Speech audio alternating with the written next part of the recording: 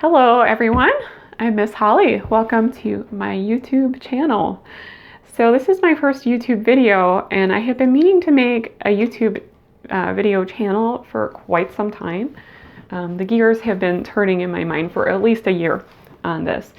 But with our COVID-19 outbreak shutting a lot of things down, I thought it would probably be a good time right now to put out a video, especially for my students who, many of whom are suspending lessons for a while. So for those of you who are my students at Violin Music, I have been instructed not to give Skype lessons. And I'm sorry if this is confusing. We were gearing up to offer Skype lessons to our students.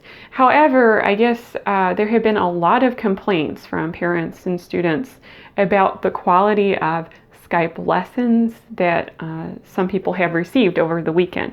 So the store decided that for now we are not offering online lessons. So I know some of you are really looking forward to that, and I'm very sorry.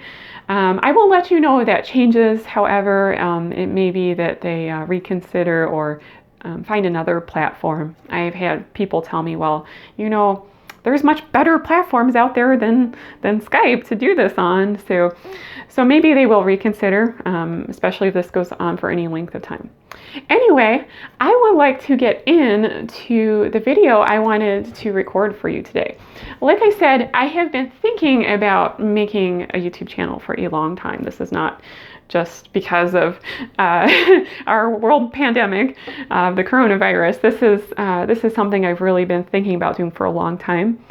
I had originally envisioned making a series of videos to go along with the group violin class. It's not meant to substitute the group class at all. It's just meant to be a complement to it. So I would like to talk about finger, bow, then go today. Finger, bow, then go is a technique that is outlined in the Suzuki Book 1, and it helps you learn how to play from one note to the next. Now, this is a great video for beginners who are still figuring out how to go from one note to the next without scratches and squeaks, but it's also a great reminder for intermediate and advanced students too, and I think even you can get something of value from this video. So, finger, bow, then go is a sequence that you use to help you go from one note to the next, and you can use it to help you practice pretty much any piece. I'm going to show you today how you can apply it to a basic piece that only has 3 notes, but this can be used really for any music that you're learning. And it's especially helpful to slow down and use this technique when you're learning music for the first time, new music. Okay, so the sequence for finger, bow, then go is literally just how it sounds. First, you move your finger to the note that you're going to. All right, so I'm going to put a finger down on the fingerboard. And then 2, you move the bow to the string that you intend to play on. Now this is important. When you move your bow, you're just tilting it to one string or the next. You're raising the arm or moving your wrist. You're not playing yet. That's step 3, then go. So let's take a look at how this might work, going from one note to another. Like I said, we're going to play this on a piece in a minute, but I'm just going to show you. I'm going to play E, open E, the E string. Now I need to go to the note D on the A string. So that's 3 fingers on the A string. I'm going to put 3 fingers down, you can see here. And then I'm going to tilt my bow to the A string. Now I'm ready to go. And that is the finger, bow, then go method. Notice that I didn't make any noise going from E to D. There was no there was no extra noise, and I made sure not to play until my fingers and bow were set. This is a really common mistake for beginners. They'll try and play the next note by moving their bow before their fingers are down or before they've moved the bow to the next string. And that's when you get, when you hear another note or another string while you're playing the next one. We don't want that, right? Because I didn't move my bow yet. So fingers, bow, then go, right? Good. So while you're practicing this finger, bow, then go technique, remember to practice slowly at first. This is really, really important.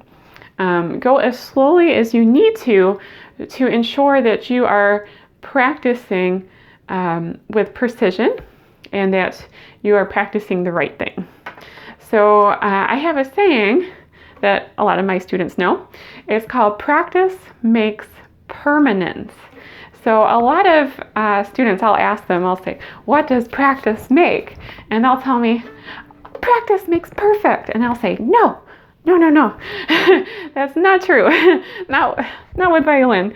So with violin, or learning any instrument really, or if you're an athlete, we are training our bodies to do something. And your mind often knows what it wants to do way ahead of your body. So your mind moves a lot faster than your body, basically. So you might know what you need to do, but actually getting your body to do it is a whole nother matter. So make sure you're practicing slowly and you're consciously moving the fingers and moving the bow to the right spot, and that you know you're set up to play the next note. Okay, so like I said, we're going to apply this concept to a basic piece. This is a piece we're working on in the group class. It's called Mouse Mousey. And this piece has just 3 notes. It has the note E, or open E, on the E string. It's got the note C sharp, which is second finger on the A string, and open A. So we have a string crossing here that we're going to have to use the bow part of finger, bow, then go. So I'll play you a little bit of Mouse Mousey so you can hear what it sounds like.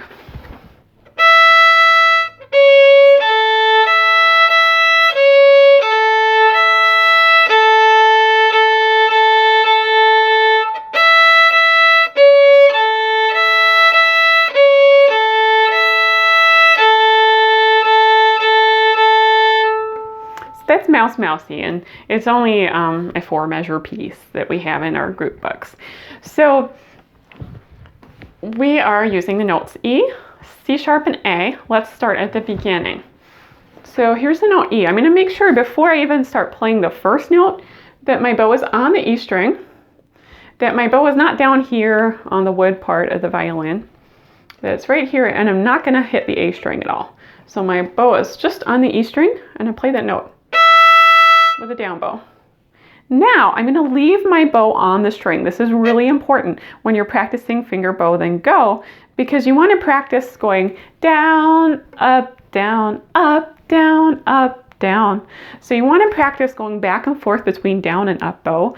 Sometimes when students are first learning this, I see them do a retake. They'll go down. Okay, I did that note. I got my fingers down. Now I'm going to play the next note. And then they lift the bow again and they do it for the next note. But I don't want you to do that, because when this piece goes faster, you're going to have the right bowing so you can go back and forth. So that's really important that we leave the bow on the string. Down. Put my fingers down on the A string, tilt the bow, and let's go up bow. And now let's lift the fingers. We stay on the A string and we play A. Now we're moving back to E, so we don't have to put any fingers down, but we do have to tilt the bow and go back up bow. And there's 2 of those. We put our fingers down on the A string, tilt the bow, lift the fingers, and A. So this is finger, bow, then go in action. And like I said, you can really use this to you can apply it to any other piece. This is just a very basic piece that shows you how it works, but really you can apply it to a much more difficult piece. And I would argue that this is even more important when you're working on a difficult piece if you're really struggling with it. So thanks for watching, you guys. If you like, go ahead and subscribe, give me the thumbs up or whatever. I guess that's what YouTubers ask people to do. But I do intend to put out some more videos while many of us are self-quarantined. So thanks for watching, and I'll see you all later. Bye.